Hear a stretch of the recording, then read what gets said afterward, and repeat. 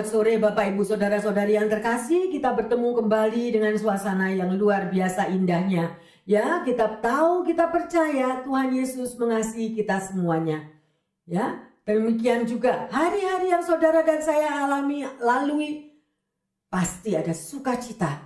Kalau Yesus berkata di dalam hati setiap kita, pasti walaupun ada persoalan, masalah, tantangan yang terjadi, kalau Yesus ada di dalam hati setiap kita, tetap kita diberi kekuatan ekstra. Tetap kita ada sukacita. Karena percaya Tuhan Yesus selalu menolong Anda dan saya. Amin. Haleluya. Mari kita satu dalam doa. Bapa dalam surga, kami mengucap syukur atas kemurahan-Mu, atas penyertaan-Mu selalu di dalam kehidupan umat-Mu. Kami percaya Tuhan, bahwa rancangan-Mu begitu indah bagi setiap pribadi lepas pribadi. Dan pada saat ini Tuhan, kami kembali Tuhan mau belajar, mau Tuhan mengerti lebih dan lebih dalam lagi akan firman-Mu.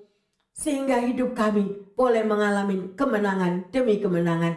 Sekalipun tantangan pergumulan silih berganti Tuhan Bapa. Tapi kami percaya Roh Kudus-Mu ada bersama kami.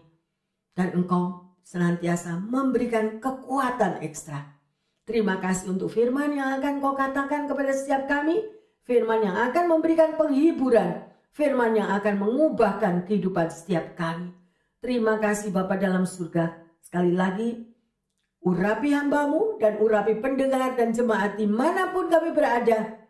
Biarlah kekuatan daripada firman Tuhan itu boleh menjamah setiap pribadi. Di dalam nama Tuhan Yesus kami berdoa. Haleluya. Yang percaya semua mengatakan amin, amin, amin. Bapak Ibu Saudara-saudari yang terkasih, pada waktu kita melihat masalah, ya, semua saya tidak tahu siapa yang tidak punya masalah, tapi banyak orang semuanya lagi pernah mengalami masalah, ya, yang terjadi. Kita melihat apakah masalah itu sebagai penghalang atau masalah itu sebagai peluang? Nah, ayo kita tanya pada diri kita. Kalau kita lagi menghadapi tantangan hidup, kita lagi down, kita marah, kita kecewa, atau kita melihat, wah, this is the opportunity. Ini adalah satu kesempatan atau peluang di dalam kehidupan kita yang akan mengalami perubahan-perubahan hidup, ya. Jadi cara pandang kita menentukan tindakan apa yang saudara dan saya akan lakukan.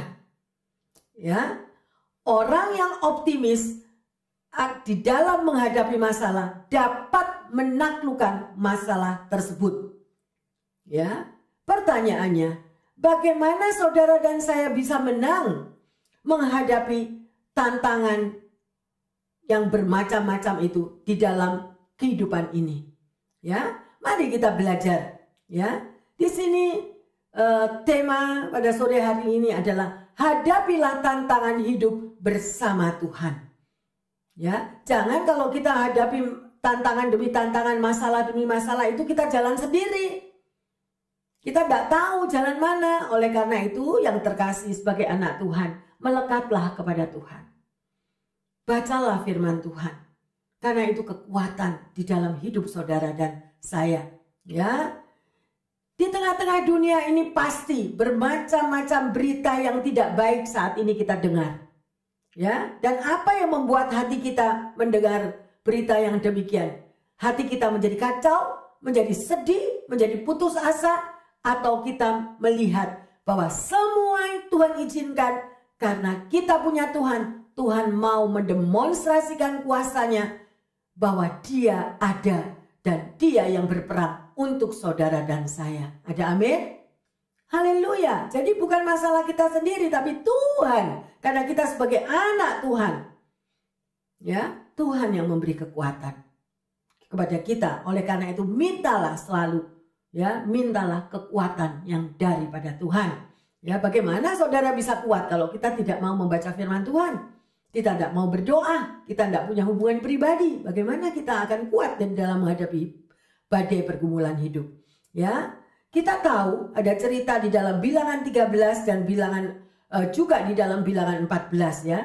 Di situ diceritakan tentang kisah 12 pengintai ya. Dan salah satu contoh yang menarik yang dapat kita temui yaitu sikap pesimis dan sikap optimis di dalam Bilangan 13 tersebut.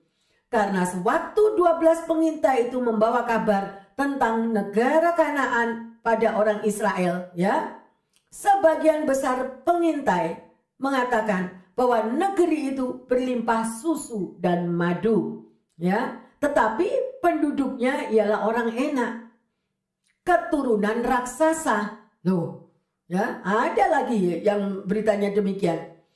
Dari 12 orang pengintai itu hanya 2 orang yang bersikap optimis. Ya, kita tahu ceritanya, yaitu Kaleb dan Joshua. Ayo kita baca di dalam Bilangan 13 ayat yang ke-30. Kemudian Kaleb mencoba menenteramkan hati bangsa itu di hadapan Musa. Katanya, "Tidak, kita akan maju dan menduduki negeri itu, sebab kita pasti akan mengalahkannya." Amin. Ya, di sini dari 10 pengintai sama-sama ngelihat tanah Kanaan itu. Ya, yang 2 juga ngelihat tanah Kanaan, tapi yang 10 pendapatnya beda. Ya, dia bilang memang bagus, tapi di sana banyak raksasa. Yang 2 mengatakan dengan penuh optimis, ya, sekalipun ada raksasa, kita pasti bisa menaklukkan negeri itu, ya. Jadi tidak perlu takut, kita pasti bisa mengalahkan raksasa-raksasa itu. Sikap pesimis itu berfokus pada besarnya masalah, sehingga terdampak nggak percaya diri lagi. Gitu ya, pesimis jadinya. Merasa kecil dan tidak mampu. Demikian dengan saya membaca tentang 12 pengintai ini. Saya merenungkan bagaimana Anda dan saya merenungkan memasuki tahun 23 ini.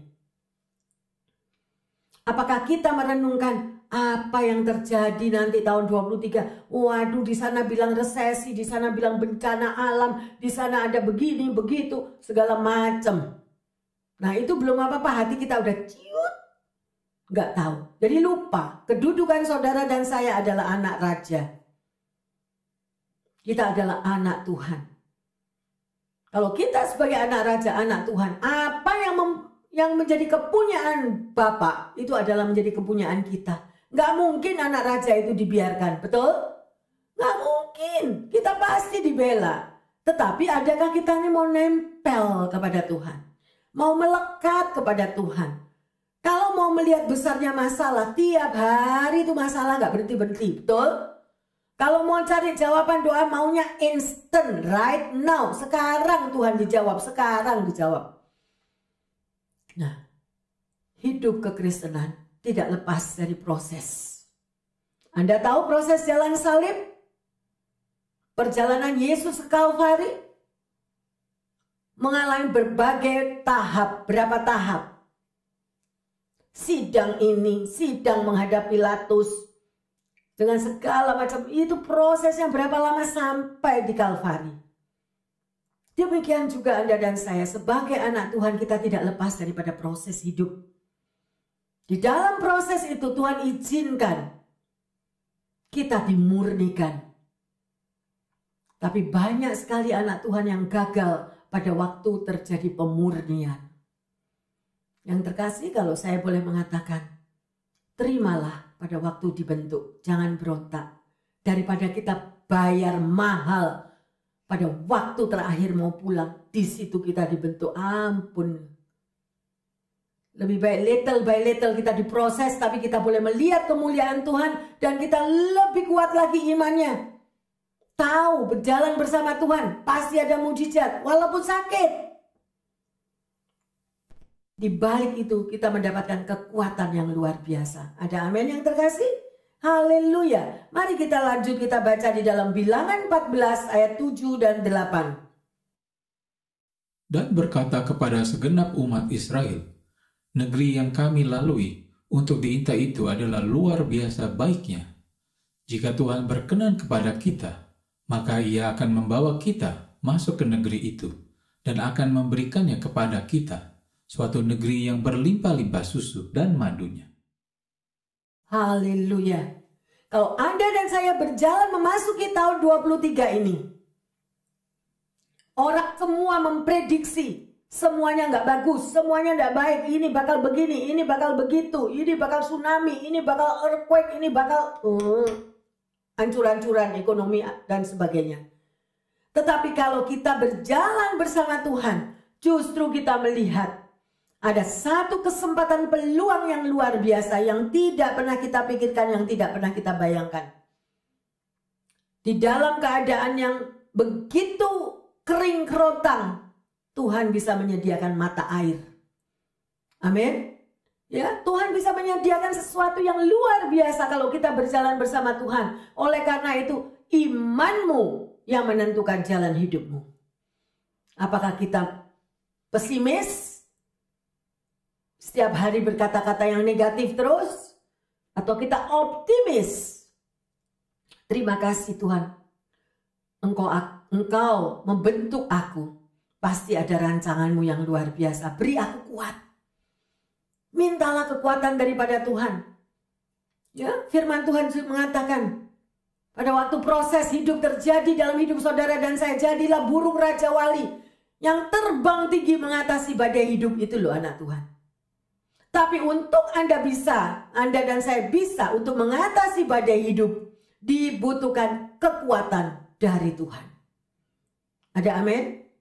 Ya, mintalah kekuatan daripada Tuhan. Semuanya ada tertulis di dalam firman-Nya. Ya, bahkan ada dalam lagunya, yang lemah dikuatkan. Jadi, gak ada kekuatan kita kalau mau mencari kekuatan di dunia ini, kekuatan semu, kekuatan palsu, penghiburan palsu. Stres, oke, jalan-jalan kemana? Stres, oh pergi kemana lagi? Untuk melupakan itu cuma melupakan stresnya. Tetapi lebih baik pada waktu kita mengalami tekanan hidup, pada waktu stres terjadi, pada waktu berita yang tidak pernah kita pikirkan itu menggoncang hidupmu, duduk diam di bawah kaki Tuhan. Puji sembahlah Dia. Stop, tidak perlu argue, stop, tidak perlu perang, stop, tidak perlu membela diri. Tapi datang di bawah kaki Tuhan. Bapa, aku percaya. Melalui proses hidup ini, aku akan terbang tinggi bagaikan Raja Wali. Karena Kau tidak pernah rancangan kecelakaan, tetapi rancangan hari depan hidupku itu gilang gemilang bersama Tuhan. Ada amin? Ya, asal kita nempel terus sama Tuhan, ikutilah firman Tuhan. Jangan memprediksi tahun 23 itu dengan segala-segala yang negatif. Pesimis. Ya, belum apa-apa, jawabannya sudah nggak enak. Karena apa? Sebetulnya di balik jawaban yang tidak enak, kita memprediksi tahun 23 itu sebetulnya karena ketakutan. Betul? Takut ini terjadi, takut itu terjadi. Ya, luar biasa yang terkasih. Ya, sedemikian 12 pengintai itu mengintai tanah Kanaan. Demikian juga saudara dan saya mengintai, memprediksi tahun 23 ini apa Tuhan? Haleluya. Ya, luar biasa Tuhan kita itu. Ya, satu waktu Musa diperintahkan Tuhan untuk mengumpulkan para pemimpin ya, suku bangsa Israel untuk memilih orang-orang yang akan diutus mengintai tanah Kanaan. Ya, di sini kita kembali belajar. Ya, jadi tanah Kanaan itu akan diberikan kepada orang Israel. Di Bilangan 13, saudara baca. Setelah berkumpul, ke-12 orang dari kepala suku itu ya diutus untuk pergi dan mengintai tanah perjanjian. Di antara mereka termasuk juga Joshua dan Kaleb. Ini saya mundur lagi, saya menceritakan lagi. Setelah 40 hari mereka berkeliling ke seluruh negeri, mereka kembali kepada Musa. Nah, ya. Dan di sini mereka memberikan laporan. Yang 10 laporannya saudara sudah dengar tadi. Baik sih, baik. Musa, tapi ingat di sana banyak raksasa. Ya, yang 2 ngomong lain lagi. Negeri itu begitu baik. Sekalipun ada raksasa, tapi tempat itu penuh dengan susu dan madu. Nah, pasti kita bisa mengalahkan. Demikian juga yang terkasih. 10 dan 2. Berarti 80% kan? 80% orang dengan negative thinking. Yang 20% positif. Bagaimana Anda dan saya memasuki tahun 23? Ya? Gimana? Tahun 23 adalah tahun yang luar biasa bagi hidupku. Penuh dengan susu dan madu. Penuh dengan keberhasilan. Penuh dengan sukacita. Sekalipun belum melihat, tetapi percaya. Itu namanya apa? Iman. Ya, milikilah iman yang sedemikian yang terkasih. Ya, Allah kita adalah Tuhan yang menyediakan dari yang tidak ada menjadi ada. Kalau satu rambut aja jatuh, Tuhan nih, kalau tidak seizin Tuhan nggak bisa. Ya, mungkin ada yang menjawab, iya Bu Pendeta, tapi saat ini saya mengalami financial kesulitan, mengalami berbagai macam tantangan di tengah keluarga, hubungan, relationship. Ya, saya di PHK bekerja dan macam-macam. Anda mau melihat besarnya masalah itu seperti yang 10 pengintai, atau kita mau melihat seperti 2 pengintai Joshua dan Kaleb tadi? Bahwa di balik masalah ini ada peluang bagi hidupku. Ada amin? Ada peluang. Oleh karena itu saya menghimbau Bapak Ibu Saudara-saudari yang terkasih dimanapun Anda berada, never give up. Bersama dengan Tuhan, never give up. Kita akan mampu mengatasi, menaklukkan tahun 23 ini sekalipun tantangan ada. Haleluya, luar biasa Tuhan kita. Ya, sedemikian rupa. Joshua dan Kaleb tadi kenapa bisa mengatakan begitu? Karena dia bergaul karib dengan Tuhan. Nanti kita lihat ada apa di dalam dirinya Kaleb, ada apa di dalam dirinya Joshua. Ya, ada 3 hal yang dimiliki oleh Joshua dan Kaleb. Apa itu? Ya, dan yang dimiliki oleh Joshua dan Kaleb ini beda dengan yang 10 orang tadi. Ya, ayo kita lihat. Yang pertama, dalam Bilangan 14 ayat yang ke-24. Tetapi hambaku Kaleb, karena lain jiwa yang ada padanya, dan ia mengikut aku dengan sepenuhnya, akan kubawa masuk ke negeri yang telah dimasukinya itu, dan keturunannya akan memilikinya. Luar biasa. Ya, di sini dengan jelas Tuhan yang berbicara. Ya, Kaleb ini jiwanya lain. Ya, di situ dikatakan, ia mengikut aku dengan apa? Separuh-separuh. No, ia mengikut aku dengan sepenuhnya. Kalau Anda dan saya mengikut Tuhan tidak separuh-separuh, tidak setengah-setengah, tetapi dengan sepenuh hatimu, sekuat tenagamu, ya, akan kubawa masuk ke negeri yang telah dimasukinya itu, dan keturunannya akan memilikinya. Loh, sih? Jadi yang terkasih, change your mind. Kalau ada keraguan-raguan, ada ketakutan, ada kekhawatiran kita memasuki tahun 23, milikilah roh Tuhan yang ada di dalam dirinya Kaleb. Kaleb memiliki roh Tuhan, ya, karena lain jiwanya. Kenapa sih kok dibilang jiwa? Saudara yang terkasih, kita manusia ini terdiri dari 3. Tubuh, jiwa, dan roh. Kalau kita pada waktunya dipanggil oleh Tuhan, roh kita kemana? Roh kita akan kembali kepada Tuhan. Tubuh kita kemana? Tubuh kita kembali ke tanah. Lah jiwa ini loh. Jiwa itu meliputi apa? Pikiran, perasaan, dan kehendak. Jiwa ini yang macam-macam. Yang tidak nurut lah. Yang berontak lah. Yang selalu. Kenapa di dalam Alkitab dikatakan selamatkanlah jiwanya? Karena jiwa ini yang paling repot. Orang tidak bisa hidup di dalam roh karena penuh dengan kedagingan. Lah itu tadi jiwa ini loh. Seringkali saya khotbah tentang roh, tubuh, jiwa, dan roh. Mungkin saya akan khotbahkan lagi ini supaya lebih mengerti.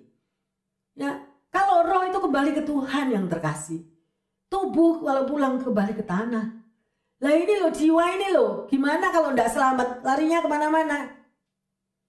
Jiwa kita harus ditaklukkan. Bagaimana kita menaklukkan jiwa ini? Kalau kita mau melekat kepada Tuhan. Ya, yang terkasih, milikilah roh seperti yang ada di Kaleb. Roh Tuhan, ya, ada di dalam dirinya Kaleb. Sampai Tuhan sendiri ngomong, ini jiwanya lain. Iya, apa jiwanya lain? Kenapa jiwanya lain? Karena ia mengikut Tuhan sepenuhnya. Jadi orang yang setengah-setengah, di dalam kitab Wahyu ditulis, ya, kamu tidak panas, tidak dingin. Itu orang yang setengah-setengah. Ya, itu akan dimuntahkan sama Tuhan. Ayo koreksi diri. Jadi jangan protes, jangan memberontak kalau kita ini doa belum dijawab atau masalah demi masalah terjadi, karena pasti ada something yang nggak benar, belum beres. Gitu. Sekali lagi saya katakan, apa yang saudara sudah alami mulai di dalam roh, sudah pernah melihat kebesaran Tuhan, tetapi kita akhiri di dalam daging, itu loh, akhiri dalam daging, jiwanya itu nanti kemana? Makanya kalau Anda berdoa selalu mengatakan selamatkan jiwanya. Ya, luar biasa sekali firman Tuhan. Makanya sayang sekali kalau orang tidak pernah mengerti akan pendalaman daripada firman Tuhan. Ya, ternyata ada sesuatu yang berbeda yang terkasih. Kaleb ini sungguh berbeda. Ya, tadi di sini poinnya sudah ditulis, poinnya sudah dikatakan. Karena Kaleb mengikut Tuhan sepenuhnya. Anda pilih yang mana? Mengikut dunia enak, Bu Pendeta, glamur. Hari ini jalan ke sini, lusa jalan ke sana. Berkat melimpah. Nah, itu berkat yang bagaimana yang melimpah? Tapi lupa bahwa Tuhan memberikan berkat keselamatan. Itu yang saudara dan saya harus kejar. Keselamatan. Haleluya. Ya, sedemikian rupa. Mari kita lihat di dalam 1 Yohanes 4 ayat 4b. Sebab roh yang ada di dalam kamu lebih besar daripada roh yang ada di dalam dunia. Ngerti apa maksudnya? Roh saudara, ya, roh kita ini yang sudah diberi oleh Tuhan, itu lebih besar daripada roh yang ada di dunia ini. Lah kok kita mau ikut dunia? Dunia tidak karu-karuan itu yang kita mau ikuti. Roh Tuhan yang ada di dalam diri saudara dan saya lebih besar. Nah, tapi kok kalah? Ayo. Loh, Bu Pendeta kok bilang bisa kalah? Iya, bisa kalah karena tidak pernah bergaul akrab dengan Tuhan. Jadi roh Tuhan yang ada di dalam diri kita itu gak pernah kita beri makan. Roh Tuhan itu harus diberi makan. Makan firman, pujian, penyembahan, ya, berdoa. Nah, itu roh kita akan kuat. Kalau enggak, roh yang boten-boten itu yang masuk. Nah, kalau yang boten-boten itu yang gimana? Ya kita kalah terus. Sudah itu apa? Masih ngomel lagi, masih berani lagi nyalain. Tuhan enggak fair. Tuhan enggak benar. Tuhan enggak adil. Banyak saya dengar itu loh. Dan ini perkataan bukan orang yang enggak kenal Tuhan loh. Ini perkataan adalah perkataan dari anak Tuhan yang marah-marah sama Tuhan. Padahal hidupnya sendiri yang gak benar, Tuhan disalahin. Ya, ayo. Ya, kita mau sungguh-sungguh bertobat. Kalahkan manusia daging. Ya, kalahkan itu jiwa yang suka berontak sedemikian. Mazmur 38 ayat 22. Segeralah menolong aku, ya Tuhan, keselamatanku. Ya, di sini dikatakan juga ya, di dalam di sini. Ya, segeralah menolong aku Tuhan, selamatkan aku. Kenapa? Karena Daud minta tolong kepada Tuhan. Artinya apa? Jangan tinggalkan aku ya Tuhan. Janganlah jauh daripada.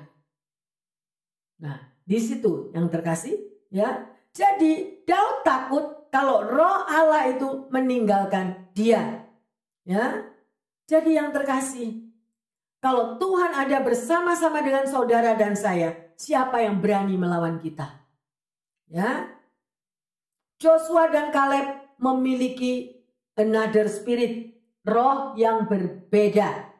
Ya, kita akan menjadi orang yang berbeda karena Roh Kudus itu ada di dalam diri saudara dan saya.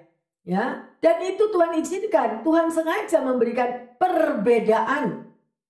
Ya, perbedaan antara orang yang beribadah dan orang yang tidak beribadah. Ya. Jadi, mari berjalanlah bersama Tuhan setiap hari. Libatkan Tuhan di dalam mengambil keputusan. Sering kali kita lupakan Tuhan di dalam kita mengambil keputusan. Yang pertama tadi dikatakan ya ada 3 hal pada diri Joshua dan Kaleb adalah Tuhan menyertai. Ada roh Tuhan di dalam diri mereka. Yang kedua, di dalam diri roh Joshua dan Kaleb ada roh pemenang. Mari kita lihat Bilangan 13 ayat ke-30. Kemudian Kaleb mencoba menenteramkan hati bangsa itu di hadapan Musa. Katanya, tidak, kita akan maju dan menduduki negeri itu, sebab kita pasti akan mengalahkannya. Amin. See? Perkataan yang positif, iman. Ya, tahun 23 apapun, saudara bisa berkata, bersama dengan Tuhan, aku mampu mengalahkan segala tantangan yang ada di tahun 23 ini. Itu karena kita apa? Optimis, kita percaya. Karena Tuhan tidak akan meninggalkan saudara dan saya berjalan sendiri. Ya, sedemikian rupa. Jadi Tuhan sudah memberikan roh pemenang kepada Kaleb. Tuhan juga akan memberikan roh pemenang kepada saudara dan saya apabila hidup kita itu bergaul akrab, melekat kepada Tuhan. Ada amin? Haleluya. Ya, sedemikian rupa. Ya, lebih dari pemenang Tuhan sudah siapkan. Asal kita hidup benar dengan Tuhan. Ya, kalau kita menyadari yang terkasih, musuh kita yang nomor 1 itu siapa sih? Siapa musuh kita yang nomor 1? Diri kita sendiri nih loh. Ya, Tuhan bicara A, langsung kita sendiri yang menjawab, enggak, aku maunya B. Loh, sih? Ya, Tuhan bilang jangan anakku, ya, dengarkan suaraku. Enggak, aku berjalan sendiri. Lah, kalau sudah ketatap-tatap, siapa yang rugi? Ya, oleh karena itu selalu kita akan menyalahkan, oh itu iblis itu yang ganggu aku. Iblis yang mencuri berkatku. No, kadang-kadang diri kita sendiri yang tidak mau taat kepada Tuhan. Ya, ego kita. Itu musuh yang pertama di dalam diri kita. Ya, sedemikian rupa. Itu yang mesti dikalahkan. Ya. Saya baca di dalam 2 Tawari 20 ayat 15 itu mengatakan, jangan kamu takut dan terkejut karena laskar yang besar ini, sebab bukan kamu yang akan berperang melainkan Allah. Jadi ketahuilah, di dalam tahun 23 tantangan, pergumulan, masalah terjadi. Yang berperang siapa? Tuhan. Kita nggak mampu, berperang sendiri kita nggak mampu. Oleh karena itu jangan jauh hidupmu daripada Tuhan. Karena dikatakan di luar Tuhan kamu nggak bisa apa-apa. Nggak bisa apa-apa kita ini kalau tidak melibatkan Tuhan yang terkasih. Ya, ada satu cerita. Seorang guru Alkitab yang bijaksana, suatu kali dia berkata, cepat atau lambat, di sini dengarkan baik-baik ya poinnya ya. Cepat atau lambat, Allah akan membawa umatnya yang merasa memiliki segala-galanya ke tempat di mana mereka tidak memiliki apapun selain Dia. Nah, ini proses. Diproses. Mungkin sekarang kita tidak bisa ketemu Tuhan. Tidak perlu ke Tuhan, tidak perlu berdoa, tidak perlu ke gereja. Karena kita masih ada yang kita pegang. Masih ada yang kita merasakan. Masih ada duit yang kita punya. Tapi proses daripada Tuhan di situ dikatakan. Kalau Tuhan mau kita bertemu dengan Tuhan nantinya, ya, cepat atau lambat Allah akan membawa orang tersebut tidak memiliki apa-apa lagi selain hanya memiliki Dia. Lah ini loh, padang gurun. Ya, saya banyak melihat, ya, daripada mereka yang memiliki bisa apa yang ada diandalkan, tidak perlu Tuhan. Apa yang mesti perlu? Duit punya miliaran, ya, rumah banyak, kedudukan, pangkat, karier luar biasa. Masa butuh Tuhan? Gak butuh. Tahu sejarahnya Steve Jobs? Tapi pada waktu bertemu muka dengan muka, pada waktu di hospital, sudah tidak ada jalan keluar. Duitnya tidak bisa membela hidupnya. Duitnya tidak bisa memperpanjang umurnya. Baru di situ orang itu tiarap. Nah itu yang poinnya di situ. Yang dikatakan oleh guru Alkitab tadi. Satu saat. Dan itu semua akan ngalami. Semua. Makanya jangan sombong. Kalau kita belum sampai pada padang yang gurun yang seperti itu. Lebih baik kita melekat terus pada Tuhan. Gendong aku terus Tuhan. Tiap hari aku cuma mau Engkau. Lebih baik gitu. Selamat. Ya, Tuhan mau proses aku. Ya wis. Terima.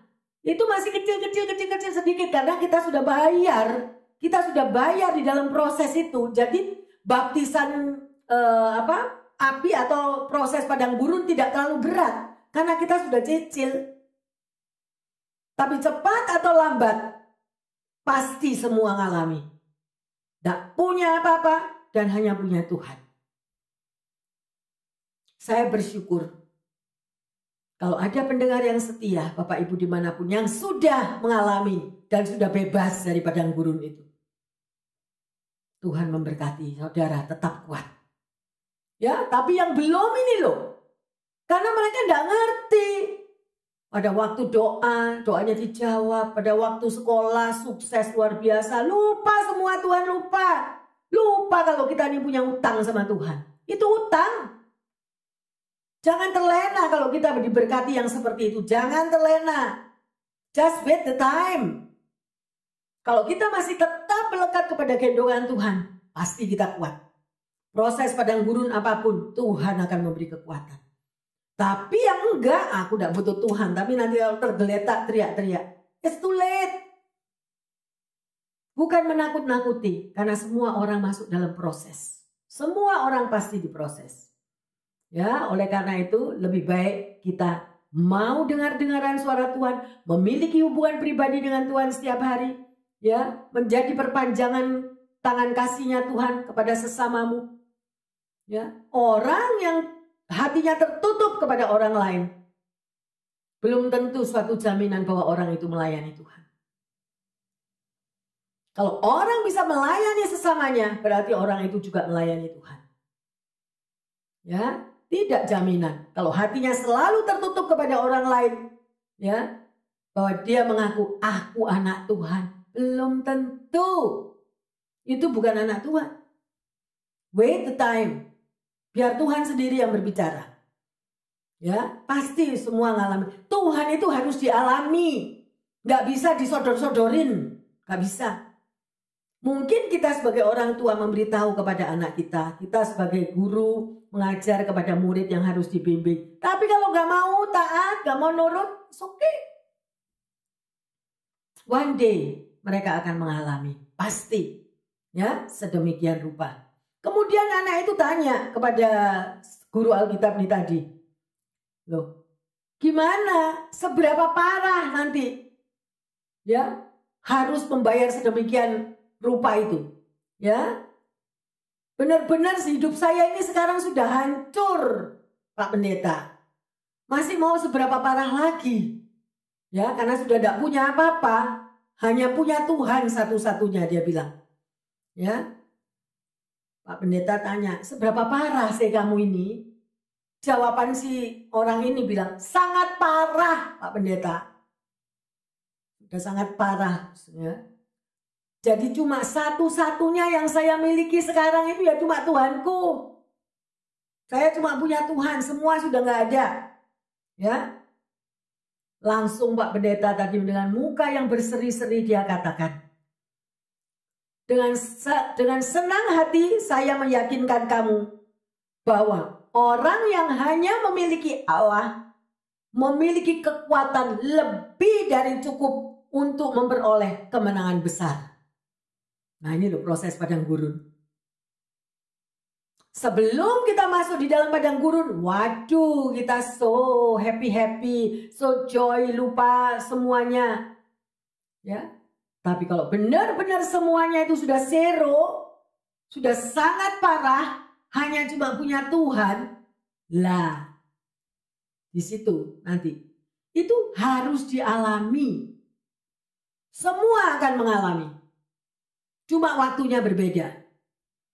Tetapi setelah pengalaman tersebut kita tahu, kita tidak akan bisa tinggalkan Tuhan lagi. Karena tidak ada yang nolong.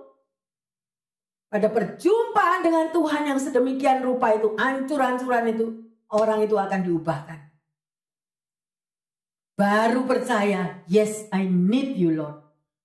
Tidak butuh yang lain. Tidak butuh yang lain. Dan setelah itu, apa? Hidupnya hanya untuk orang lain. Hidupnya hanya untuk orang lain, tidak tahu, tidak bisa diubah ini. Hati yang sudah demikian itu tidak bisa diubah. Karena mengalami perjumpaan dengan Kristus. Dan semua orang pasti mengalami. Karena itu yang panggilan Tuhan. Itu yang Tuhan mau. Saudara bertemu dengan Tuhan. Muka dengan muka. Ya, sungguh kita sudah tidak membutuhkan apa-apa lagi. Hanya membutuhkan Tuhan. Ketika Allah adalah satu-satunya yang Anda miliki, Anda telah memiliki segala-galanya apa yang Anda butuhkan. Ngerti nggak? Oke, saya ulangi. Ya, ketika Tuhan adalah satu-satunya yang kita miliki, jadi berarti kita ini sudah punya apa udah, ya. Sudah zero, sudah direndahkan, sudah dihina, sudah dikucilkan, segala macam. Tapi punyanya cuma punya Tuhan.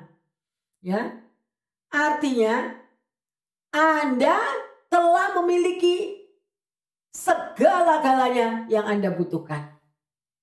Sebetulnya poinnya cuma itu kok. Tuhan maunya itu gitu. Tuhan itu cemburu. Pada waktu Anda tidak punya kerjaan, ya kan? Tuhan kasih aku kerjaan, please Lord, aku butuh kerjaan, aku harus bayar bill, aku harus bayar. Pada waktu Tuhan bukakan pintu pekerjaan yang baru, bye-bye Tuhan. Masuk lagi lu padang gurun yang kedua. Ya, bukan mau ngomongin, bukan mau nakutin. Karena disitulah pembentukan karakter. Karakter kita nih loh dibentuk untuk taat kepada Tuhan. Orang itu mudah terlena. Jawaban doa, Tuhan saya sudah berdoa 10 tahun loh Tuhan. Kok belum dijawab 10 tahun Tuhan, please. Akhirnya Tuhan kasihan dijawab doanya. Yang jomblo jadi married. Yang enggak ada jadi berkelimpahan. Kan ada lagunya tuh give thanks itu. Bilang apa? Ya, yang lemah dikuatkan. Yang lemah, yang enggak berdaya, yang sakit-sakitan lemah, enggak berdaya. Begitu kuat, mukuli orang. Loh, gimana? Tuhannya bilang, ayo gimana kamu ini? Jadi makanya terus proses berlanjut. Karena karakter kita dibentuk oleh Tuhan. Ada amin yang terkasih? Ya, yang ketiga, roh keberanian. Yang pertama tadi, Kaleb punya roh Tuhan. Yang kedua, roh apa tadi yang kedua? Roh pemenang. Dan yang ketiga adalah roh keberanian. Bilangan 14 ayat yang ke-9. Hanya janganlah memberontak kepada Tuhan, dan janganlah takut kepada bangsa negeri itu, sebab mereka akan kita telan habis. Yang melindungi mereka sudah meninggalkan mereka, sedang Tuhan menyertai kita. Janganlah takut kepada mereka. Amin, haleluya. Ada amin yang terkasih? Kita mau menghadapi tahun 23 seperti apa bilangan 14:9 ini? Ya. Tanamkan di dalam hatimu. Jangan memberontak kepada Tuhan. Jangan sombong artinya. Ya. Kemudian jangan takut kepada masalah yang akan terjadi. Ya. Sebab masalah yang saudara dan saya hadapi itu akan ditelan habis. Ya, kalau Anda berjalan bersama Tuhan. Karena Yesus melindungi mereka. Ya. Dan Yesus yang berperang ganti saudara dan saya. Sekali lagi jangan takut. Dalam tahun ini adalah tahun yang luar biasa baiknya kalau kita berjalan bersama Tuhan. Ada amin? Haleluya. Jadi roh keberanian yang ada di sini, kalahkan ketakutanmu, kekhawatiranmu. Gimana pastor, masalah saya ini nggak selesai-selesai lah. Ngomongnya begitu terus. Nggak ada iman yang orang yang sedemikian rupa. Kan persis seperti 10 pengintai tadi. Ya, jangan melihat masalah, tetapi fokuslah kepada apa yang Tuhan sudah sediakan. Ya, Tuhan menyertai perjalanan Anda dan saya. Kalau kita sudah diizinkan melewati COVID berapa tahun itu? 2,5 tahun, kita masih ada. Bukankah itu anugerah? Haleluya.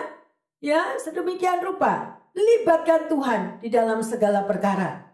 Ya, di dalam Mazmur 91 ayat 2 kalau saudara bisa baca, yaitu dikatakan Tuhan adalah tempat perlindunganku dan kubu pertahananku, Allahku yang kupercayai. Loh, firman Tuhan itu begitu indah. Ya, luar biasa. Tuhan adalah tempat perlindungan saudara dan saya. Kubu pertahanan berarti apa? Kita akan tetap kuat di dalam tahun ini. Ya, luar biasa. Ada seorang yang bernama Louis Albert Banks dalam bukunya Fisherman and His Friends. Dia menceritakan tentang 2 pelaut yang ditugaskan untuk mengawasi kapal-kapal yang berlayar jauh ke tengah laut. Sepanjang malam badai mengamuk sehingga ombak melemparkan 1 orang dari mereka itu ke laut. Ya, salah satu orang yang ada di dalam kapal itu terlempar masuk ke laut. Anehnya, pelaut yang tenggelam itu tadi justru yang berada di dalam ruang kapal yang terlindung. Loh, aneh kan? Justru pelaut ini ada di dalam ruangan kapal yang terlindung, tapi bisa terlempar sampai ke laut. Mengapa? Sedangkan yang selamat adalah pelaut yang berada justru di dalam dek, di luar, ya, di tempat yang terbuka, lebih dekat dengan laut.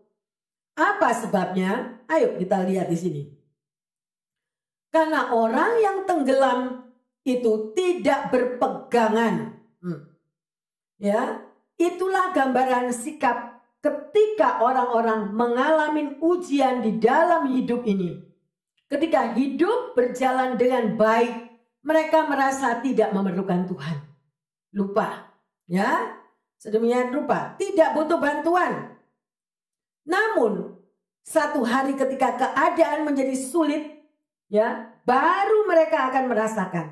Demikian juga dengan pelaut ini tadi yang ada di tempat yang terlindung. Mengapa dia bisa terlempar? Karena dia tidak berpegangan. Ya, dia tidak berpegangan, dia lengah, kakinya terpleset sampai jatuh dan akhirnya terlempar. Sedemikian rupa, ayo kita koreksi diri. Bapak, Ibu, saudara-saudari yang terkasih, apakah hidup saudara dan saya selalu berpegang kuat dengan Tuhan? Atau kita santai, merasa nggak perlu, ya, nggak butuh Tuhan, atau lagi terlena? Waspada, ya, akan tiba waktunya. Kalau sampai kita lengah, maka kita akan terpeleset dan semuanya menjadi amburadul. Jangan sampai itu terjadi, ya. Dan kita tahu apa jadinya kalau hidup saudara dan saya tanpa Tuhan. Firman-Nya juga mengatakan di luar Tuhan kita tidak mampu berbuat apa-apa. Nggak mampu kita untuk mengatasi persoalan kita sendiri, di luar Tuhan nggak bisa.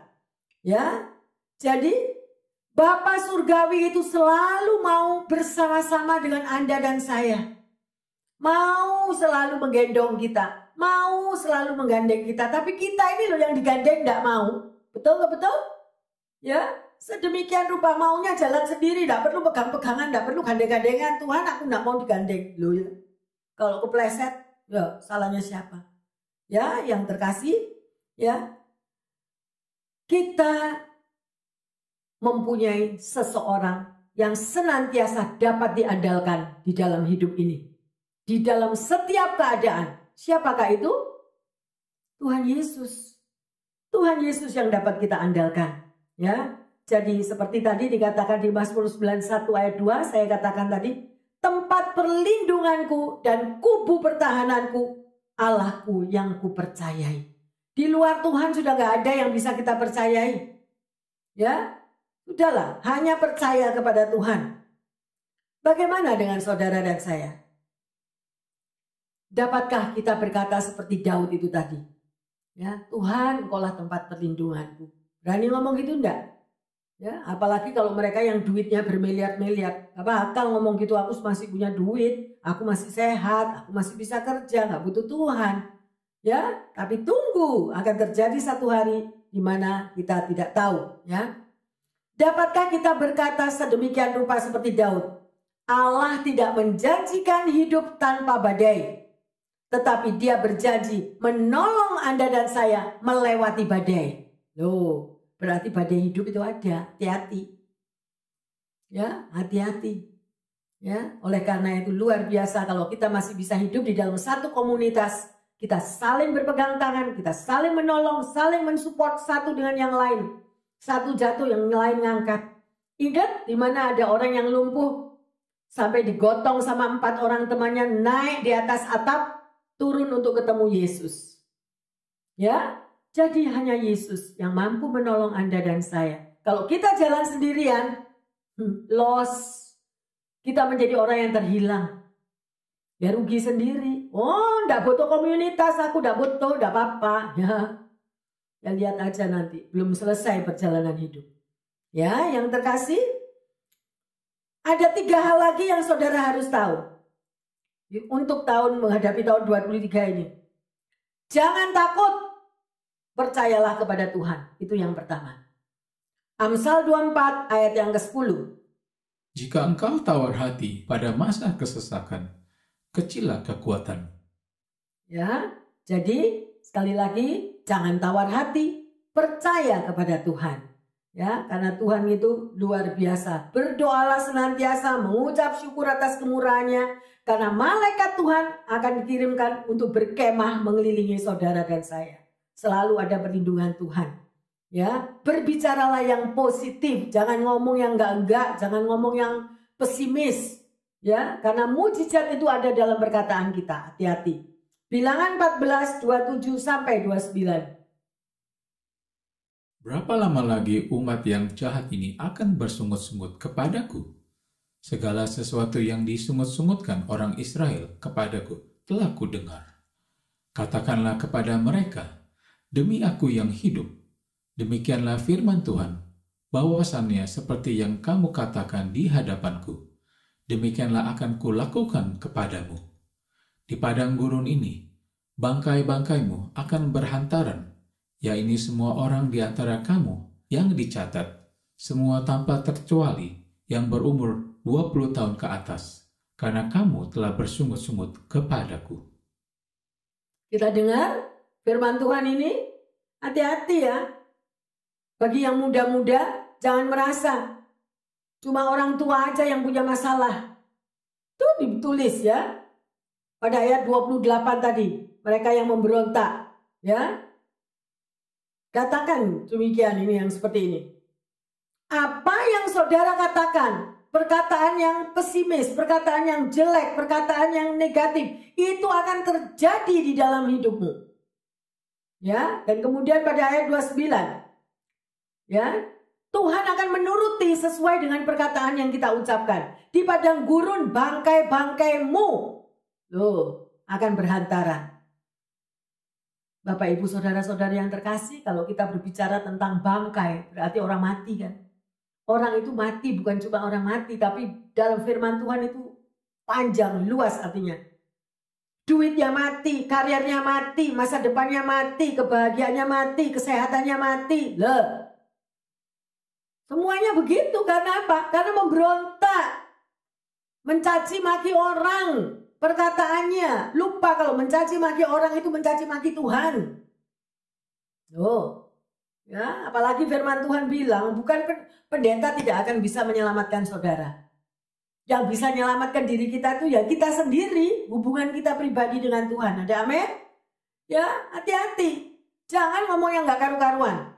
Ya, karena semuanya itu tercatat. Semua tanpa terkecuali yang berumur 20 tahun ke atas. Nah, koreksi diri, Anda umur berapa? Yang muda-muda. Karena kamu telah bersungut-sungut kepadaku. Ini yang ngomong firman. Bukan pendeta gak bisa apa-apa. Ya, yang terkasih, ayo bertobat. Ya, firman ini akan terjadi loh. Makanya kalau something happen, jangan menyalahkan Tuhan, jangan menyalahkan pendeta, tapi koreksi dirimu apa yang sudah kita lakukan kepada Tuhan. Ya, semua tercatat di hadapan Tuhan. Ada seorang pendeta yang bernama Osborne, dia terkenal akan mujizat kesembuhannya. Dia mengatakan ada 3 hal. Ya, kalau ada orang yang sakit, yang pertama, apa kata gejala penyakit itu? Itu yang harus tahu kalau ada orang sakit. Gejalanya apa? Yang kedua, apa kata firman Tuhan kalau orang itu sakit? Oleh bilur-bilur darah Yesus, orang itu disembuhkan. Oh, lain kan? Nah, kemudian, ya, apa kata kita sendiri? Perkataan kita apa? Positif atau negatif? Nah, ini loh. Ya, jadi ada 3 hal juga, hati-hati yang terkasih. Ya, pendeta Osborne ini terkenal dengan mujizat kesembuhan. Anda mungkin sudah divonis oleh dokter. Oh, apa gejala penyakit ini? Itu saudara harus tahu. Kalau sudah tahu penyakit A, kembali. Firman Tuhan bilang apa? Firman Tuhan bilang, oleh bilur-bilur darah Yesus engkau disembuhkan. Loh, ya. Terus apa kata kita sendiri? Mati gua. Ya sudah, game bye-bye. Tapi kalau kita positif, Tuhan terima kasih, engkau sanggup menyembuhkan saya. Amin. Berkatalah yang positif yang terkasih. Ya. Hari ini kita sudah belajar menghadapi tantangan hidup bersama Tuhan. Pertanyaannya, apa yang menjadi tantangan terbesar saudara pada saat ini? Untuk meraih kemenangan besar. Jadi supaya saudara menerima kemenangan besar, apa yang harus kita lakukan? Yang kedua, apakah kita percaya bahwa Tuhan sudah menyediakan kemenangan besar bagi kita? Mengapa demikian? Yang ketiga, apa komitmen saudara dan saya agar kita bisa mengalami kemenangan besar? Kita harus punya komitmen supaya kita bisa mengalami kemenangan besar. Ya, haleluya. Sedemikian rupa, ya, untuk saudara dan saya bisa mengalami kemenangan. Dan sebagai ayat emas, mari kita baca Yesaya 41 ayat yang ke-10. Janganlah takut, sebab aku menyertai engkau. Janganlah bimbang, sebab aku ini Allahmu. Aku akan meneguhkan, bahkan akan menolong engkau. Aku akan memegang engkau dengan tangan kananku yang membawa kemenangan. Amin, haleluya. Pegang ayat emas ini Bapak Ibu Saudara-saudari yang terkasih dimanapun Anda berada. Untuk tahun 23, jangan takut sebab Tuhan menyertai kita sepanjang tahun ini. Amin. Jangan bimbang sebab Tuhan itu adalah Allah kita, Bapa kita yang memberikan peneguhan, yang selalu menolong. Ya, dan dia mau menggandeng tangan kita untuk apa? Membawa kemenangan. Anda yakin bahwa tahun 23 ini saudara semua akan mengalami kemenangan bersama Tuhan. Oleh karena itu, melekatlah kepada Tuhan dan jangan bimbang hatimu. Haleluya. Amin. Mari kita sudah mempelajari ya untuk menghadapi tantangan hidup bersama dengan Tuhan. Dan bersama-sama dengan kami yang ada di sini, Bapak Ibu Saudara-saudari yang terkasih dimanapun Anda berada, bukalah hatimu. Kita akan menyembah melalui lagu Bagai Raja Wali.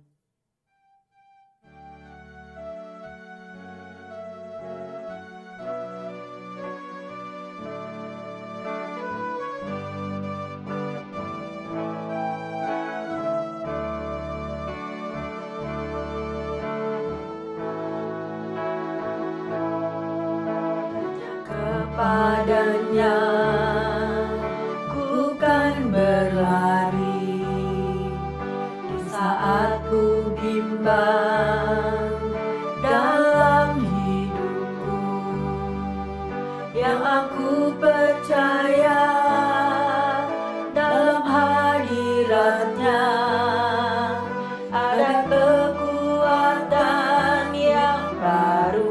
Benar Tuhan, terima kasih Tuhan. Walau ku melangkah dalam tekanan, badai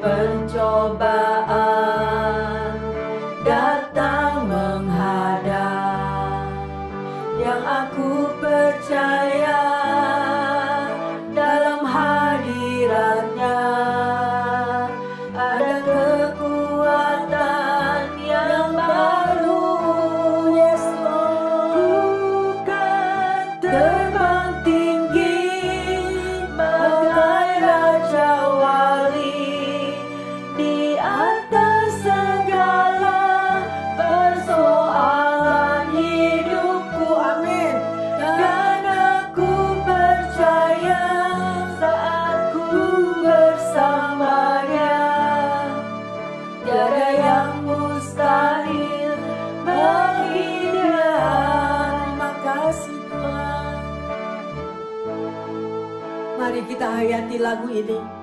Biarlah lagu ini boleh menjadi doa, menjadi satu kekuatan bagi setiap kita. Hanya kepadanya Bapak Ibu Saudara saya yang terkasih, berlarilah kepadanya, karena kita percaya Dia akan membimbing hidupmu dan hidupku. Ya, kita percaya bahwa di dalam hadiratnya ada kekuatan yang baru. Terima kasih Tuhan, terima kasih. Yes Lord. Walau ku melangkah dalam tekanan, badai pencobaan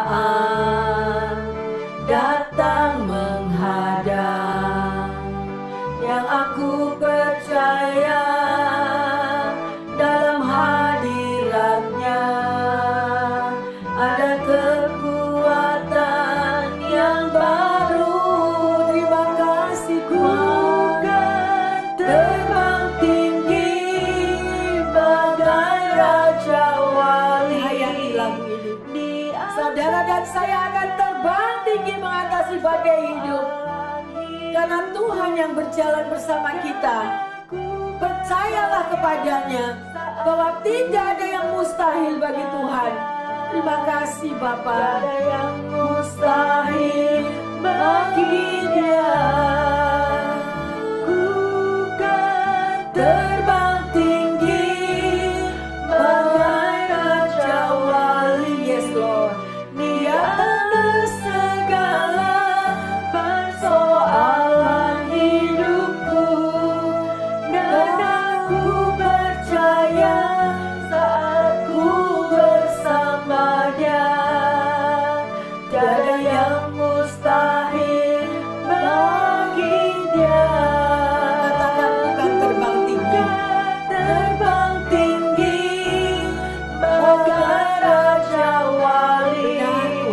Di atas segala persoalan hidupku. Amin. Dan aku percaya saat ku bersamanya tiada yang mustahil bagi Dia. Tiada yang mustahil bagi Dia. Terima kasih Bapa. Tiada yang mustahil bagi Dia. Haleluya Jesus, haleluya. Benar Tuhan. Apabila kami berjalan bersamamu, apapun Tuhan yang harus kami hadapi, tantangan demi tantangan yang ada Bapa, kami percaya Engkau adalah Bapa yang baik. Terima kasih untuk kemenangan besar yang sudah Engkau sediakan di dalam hidup kami. Bapa, mulai hari ini kami mau memiliki satu komitmen untuk tidak takut lagi akan tantangan apapun. Karena kami percaya penyertaan-Mu akan membawa setiap kami mengalami mujizat demi mujizat yang besar. Sehingga kami boleh menjadi saksi-Mu bahwa kami memiliki Tuhan yang hidup. Tuhan yang kami sembah adalah Tuhan yang luar biasa, yang mampu memberikan jawaban di tengah badai persoalan apapun yang kami miliki. Terima kasih Bapa dalam surga. Terima kasih, terima kasih. Hamba berdoa secara khusus Tuhan, bagi pendengar yang setia dimanapun mereka berada, yang lagi mengalami masalah finansial, keuangan, bahkan sakit penyakit, dan bermacam-macam yang lain ya Tuhan, yang mereka membutuhkan jawaban doa. Biarlah jam detik ini Tuhan lawati mereka, jamah mereka di rumah-rumah mereka ya Tuhan. Mungkin juga ada yang saat ini di jalan ya Tuhan. Mereka tidak tahu apa yang harus mereka akan lakukan. Mereka hidup di dalam tekanan, mereka hidup di dalam Tuhan, tidak tahu lagi mencari jalan keluar yang bagaimana. Tetapi biarlah Bapa, pengurapan-Mu turun atas mereka dan memberikan jawaban, memberikan jalan keluar, sehingga masalah mereka dapat teratasi. Yang sakit oleh bilur-bilur darah Yesus, mereka boleh disembuhkan. Yang mengalami kesulitan ekonomi juga Tuhan, Bapa, Engkau adalah Jehovah Jireh, mampu mengadakan dari yang tidak ada menjadi ada. Terima kasih Tuhan. Yang di tengah-tengah kemelut persoalan keluarga, biarlah damai sejahtera-Mu boleh turun atas mereka, sehingga pemulihan terjadi di dalam keluarga-keluarga mereka. Terima kasih Tuhan. Terima kasih Tuhan. Ikatan beban berat apapun juga Tuhan, Engkau sanggup untuk melepaskannya. Terima kasih Bapa. Karena bagi Tuhan tidak ada yang mustahil. Beban seberat apapun, kalau kami bawa di bawah kaki-Mu, Engkaulah jawaban dari setiap persoalan anak-anak-Mu. Terima kasih Bapa dalam surga. Kami sudah belajar pada sore hari ini Bapa, bahwa kami akan keluar lebih dari pemenang.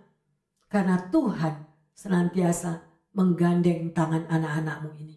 Terima kasih sekali lagi, ampuni salah dosa kami apabila selama ini kami jauh daripada-Mu. Tapi firman-Mu memberikan kekuatan ekstra ya Tuhan. Biarlah cara pandang kami akan berbeda setelah mendengarkan firman ini. Terima kasih Bapa. Terima kasih untuk firman-Mu yang menyegarkan, menguatkan, bahkan mengubahkan kehidupan setiap umat-Mu dimanapun kami berada. Terima kasih Bapa. Di dalam nama Tuhan Yesus, hamba berdoa dan mengucap syukur. Haleluya, haleluya. Amin. Bapak, Ibu, Saudara-saudara terkasih dimanapun Anda berada, jangan takut. Sekalipun tantangan, masalah, persoalan boleh terjadi di dalam kehidupan kita, percayalah Tuhan pasti memberikan jalan keluar. Dan kemenangan besar sudah disediakan bagi Anda dan saya. Ya, kita boleh mengatakan amin. Tuhan menyertai semuanya dan Tuhan memberkati Bapak, Ibu, Saudara-saudari yang terkasih dimanapun Anda berada. Haleluya. Amin. Amin. Amin.